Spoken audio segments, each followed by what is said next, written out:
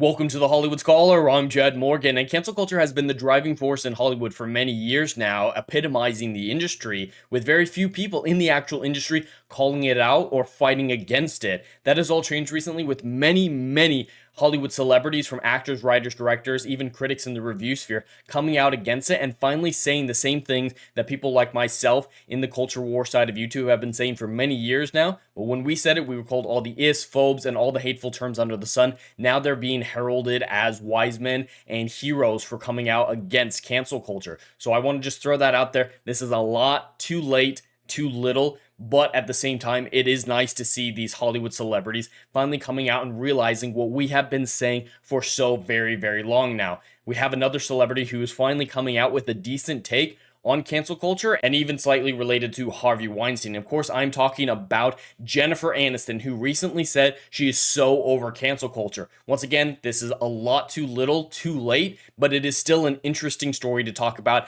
nonetheless. So in a recent interview, after saying she's so over cancel culture, Anniston said, "I probably just got canceled by saying that. I just don't understand what it means. Is there no redemption? I don't know. I don't put everyone in the Harvey Weinstein basket." Now, that's something that has been going on a lot. Even if you make a little mistake, you're automatically Harvey Weinstein. You're automatically cut out of the industry. She's specifically referring to saying the wrong thing, maybe tweets on the internet like Kevin Hart or in relation to that. But the important aspect that needs to be included as well is political statements that the woke left doesn't agree with. She doesn't specifically talk about that, but those should be looped into causes of cancel culture as well.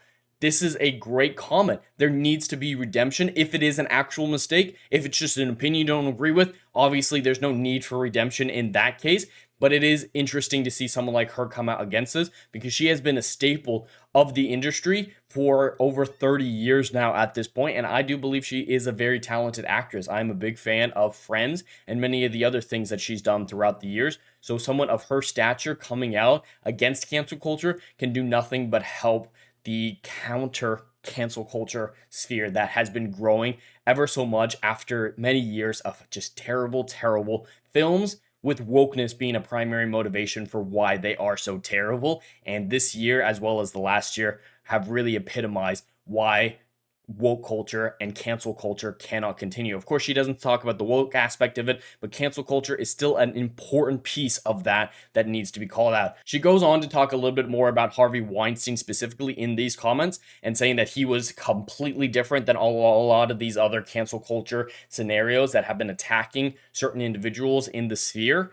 Harvey Weinstein is, of course, an extreme, and that isn't cancel culture. If it's criminal, then it's criminal culture. You got to get rid of criminals. That is not what anyone in my sphere has ever been advocating for, is that people like him should get off. Cancel culture and being a criminal are so very different things. When we talk about cancel culture being bad, we talk about things like Gina Carano, where she had a bad opinion that Disney didn't like, which obviously wasn't that extreme of a position, and they fired her because of it. There's a lot of other examples like that, and that's what we need to call out on the sphere, as we have been doing for so long. I wish that she would clarify her thoughts a little bit. She does seem to be a little bit worried about getting canceled with these comments, but a little bit of clarification would go a long way, and the inclusion of the political aspect of it, people who just disagree, and not everyone needs to be redeemed, because there's nothing to be redeemed for if you just have an opinion that the woke left doesn't agree with. Overall, I like to see these comments. They're a lot too little, too late, but the tide is shifting. I do believe that Hollywood is about to make a change,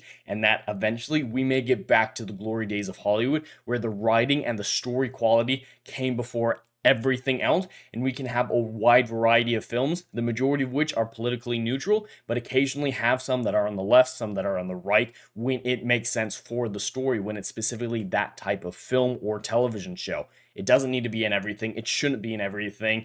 The target audience should be as broad as possible and make sense. It should make sense. That is something that Hollywood is learning the hard way with a lot of their films, and hopefully that's the lesson they take from Barbie, is targeting a audience that makes sense. So Jennifer Aniston, good on you. Keep going. You're on the right track, and I hope other Hollywood celebrities follow suit very soon, because they can only aid the shift in the culture at this point. But anyway, that's all I have for today. I'd love to hear your thoughts in the comments below. Please like and subscribe, and I'll see you in the next video. Anon.